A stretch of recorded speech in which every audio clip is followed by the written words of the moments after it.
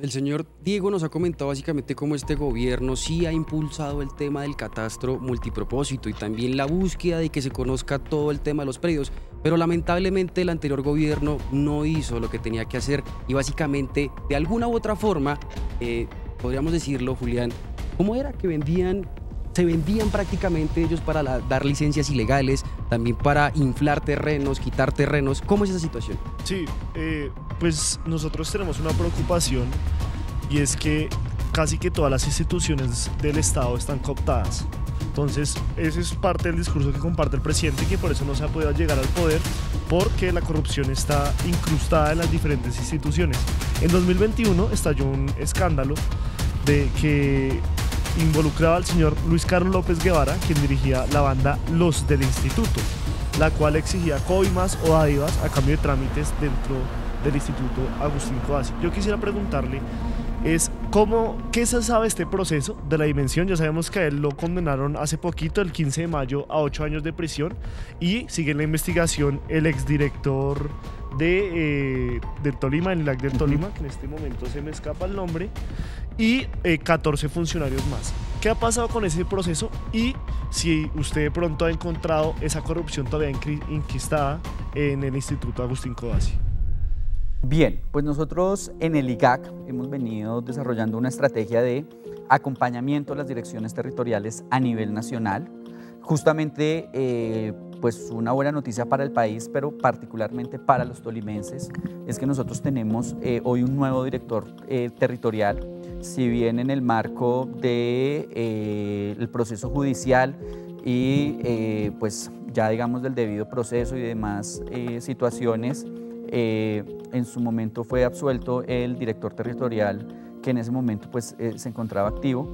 Nosotros de todas maneras, siguiendo las instrucciones del señor presidente, hemos venido haciendo algunos cambios a nivel nacional, sobre todo en la perspectiva de darle tranquilidad a los ciudadanos. En ese orden de ideas hemos venido también desarrollando un plan encaminado a poder garantizar que los ciudadanos tengan los canales adecuados para denunciar frente a diferentes tipos de situación que puedan llegar a significar diferentes temas de corrupción. Pero adicionalmente una cosa muy importante, hoy venimos liderando un proceso de transformación institucional, de reestructuración al interior del IGAC, y uno de los problemas que digamos, incentivaba todos estos temas de corrupción, ¿con qué tenía que ver? Pues tenía que ver con el hecho de que se venía reduciendo la presencia territorial del IGAC. Y esa reducción de la presencia territorial del IGAC hacía que en su desespero los ciudadanos pudiesen ser fácilmente, perdón la expresión, manoseados por ciertos, O sea, como hay poca por ciertos servidores. Mire, yo les quiero decir un tema que lo veníamos trabajando. En el Chocó, en el Quibdó, el anterior gobierno cerró la unidad operativa que atendía a la población del Chocó. Los chocuanos tenían que desplazarse hasta Pereira para que se les atendiera un trámite, es decir, básicamente un ciudadano podía gastarse 12, 14, 16 horas para que se les resolvieran un trámite. Los ciudadanos de Mocoa tenían que desplazarse hasta Pasto, los ciudadanos de Arauca tenían que desplazarse hasta Yopal. Nosotros, el gobierno anterior cerró 48 unidades operativas en todo el territorio nacional. Nosotros estamos reabriendo esos puntos de atención, más de 15, contratando personal del territorio y haciendo justamente las debidas acciones encaminadas a evitar que este tipo de situaciones se presenten. Y digamos, ese cierre de esas instituciones también correspondería a lo que dijo el presidente Gustavo Petro, de que por parte de la derecha hay como un freno de mano para que no se conozca a los latifundistas, a las personas que tienen los predios. ¿O no solamente eso, sino porque claramente, y esto yo lo digo sin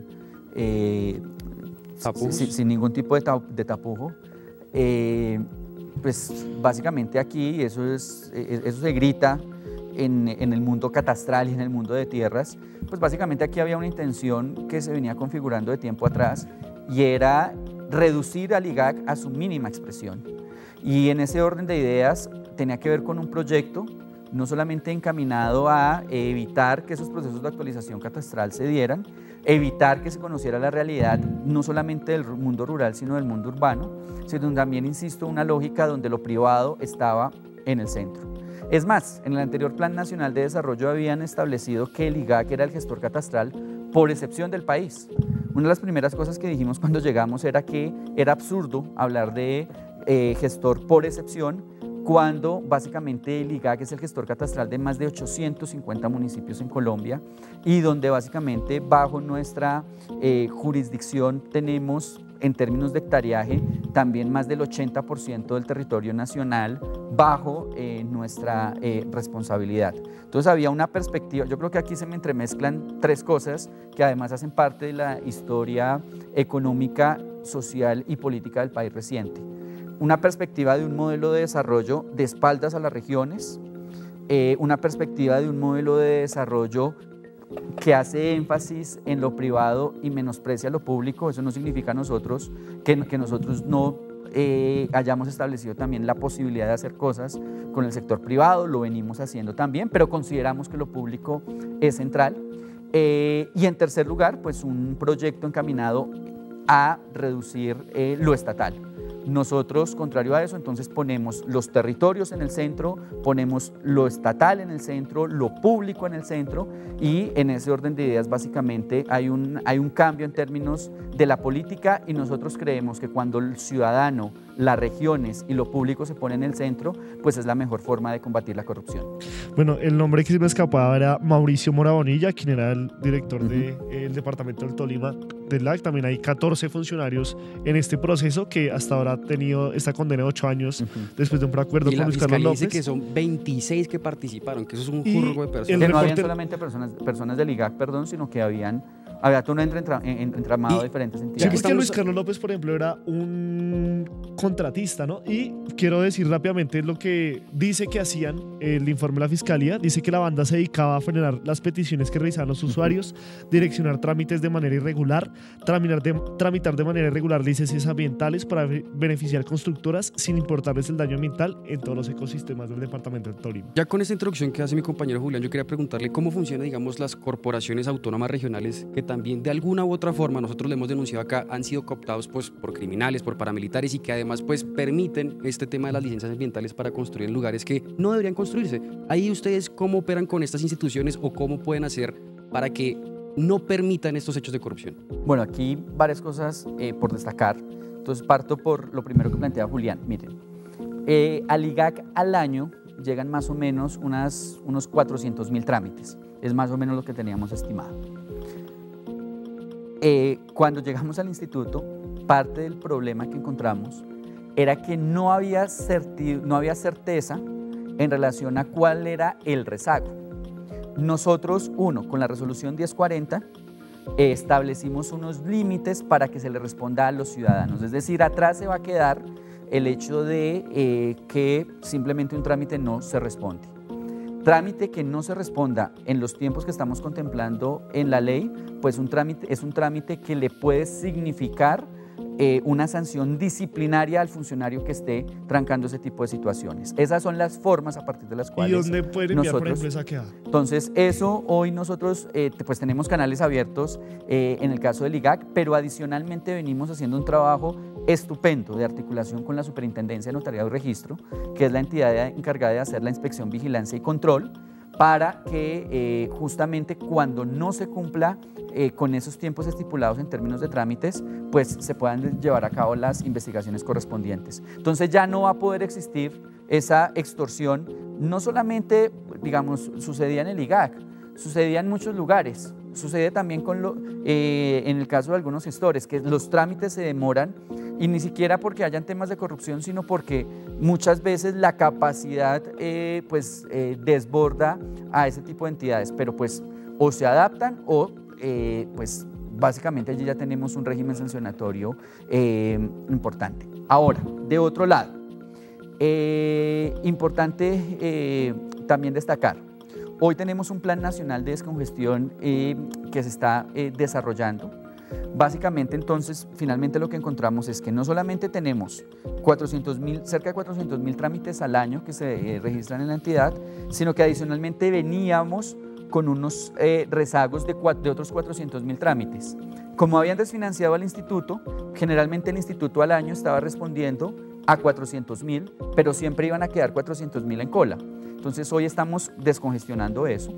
Hemos desarrollado algo que se conoce como el SICRE, que básicamente permite la interrelación del catastro con el registro, y hoy de manera automatizada estamos generando toda una serie de cambios, por ejemplo, en nombres de propietarios a partir de lo que sucede en la Superintendencia de Notariado y Registro. Entonces, hoy con tecnología de punta, hoy con analítica de datos, estamos solucionando esas situaciones que facilitaban pues, esas situaciones.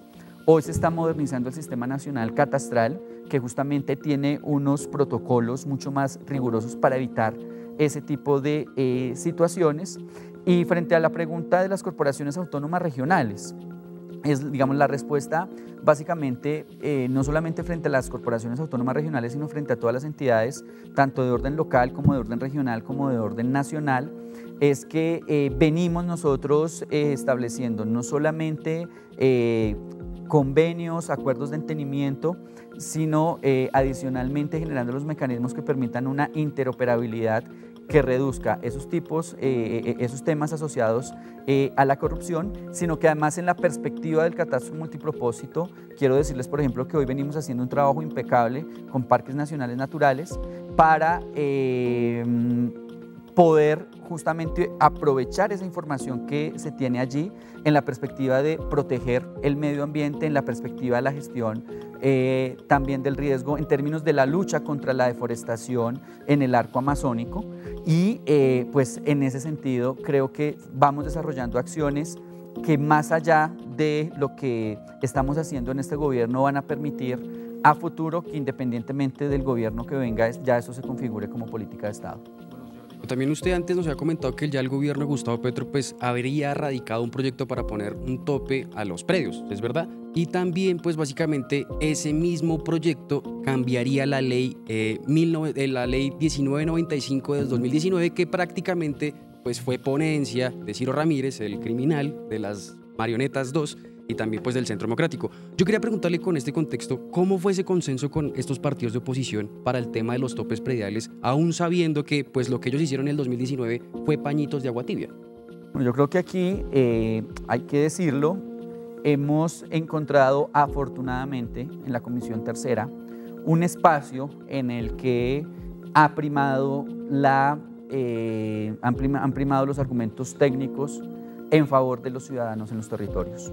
Nosotros hicimos 4 audiencias a nivel nacional, pero adicionalmente hemos venido escuchando ciudadanos de diferentes corrientes políticas, hemos escuchado a los empresarios, hemos escuchado a los ciudadanos que se han visto afectados con las anteriores actualizaciones catastrales, y parte del ejercicio que se hizo desde un primer momento tuvo que ver con sentarnos con las diferentes fuerzas políticas y con esos grupos de ciudadanos y decirles, mire, aquí nosotros no queremos imponer, aquí lo que queremos es construir un gran consenso nacional. Hoy este tema es un tema que, entre otras cosas, favorece el desarrollo territorial. Hay que tener en cuenta que el impuesto predial es un impuesto que se cobra a nivel municipal y que en ese orden de ideas hoy en Colombia tenemos alcaldes de todas las corrientes políticas y adicionalmente tenemos ciudadanos que a nivel territorial, independientemente de su posición político-ideológica, pues se han venido afectados, han sido afectados justamente por unos incrementos desmesurados del impuesto predial porque la ley no protegía a esos ciudadanos. Entonces, en ese orden de ideas, pues afortunadamente, y yo creo que las votaciones, si ustedes revisan en la Comisión Tercera, evidencian casi que una mayoría absoluta en función de este proyecto de ley. Queremos mantener ese mismo tono en la plenaria de Cámara y posteriormente pues en comisión tanto tercera de Senado como en plenaria de Senado. Entonces creo que aquí se ha evidenciado una apertura en términos de la escucha. Hemos venido haciendo los ajustes necesarios y creo que le estamos dando un gran mensaje al país en términos de la construcción de consensos y nuevamente insisto de poner al ciudadano en el centro, de poner el territorio en el centro, y creo que esto ambienta también la discusión de cara a la profundización de la descentralización en O Colombia. sea, básicamente ya a finales de este año podríamos decir que ese proyecto... Esperamos que este proyecto de ley a finales de año ya esté aprobado para que desde el otro año los ciudadanos puedan ver los beneficios de un gobierno que le está cumpliendo a la gente. Ayúdanos a seguir con nuestra labor periodística a través de nuestro NEC DaviPlata 310-779-3518. Si te gusta nuestro contenido Y no quieres perderte nada de la agenda alternativa, suscríbete a nuestro canal y activa la campana de notificaciones. recuerda darle like a este video y por supuesto compartirlo con tus familiares, amigos y conocidos. Así juntos visibilizamos. La Colombia profunda. Recuerda, somos el tercer canal, la voz de los que no tienen voz.